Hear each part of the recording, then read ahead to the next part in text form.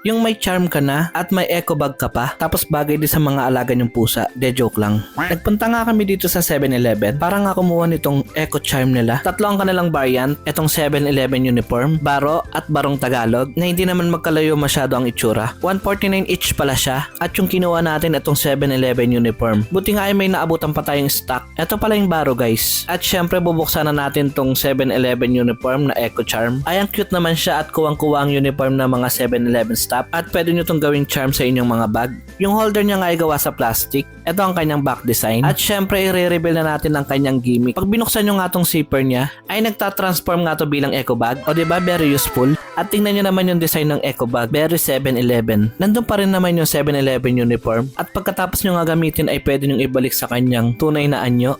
Tunay na anyo? Kayo ba guys nakakuha na nito? Let me know in the comment. So yun lang. Thank you for watching.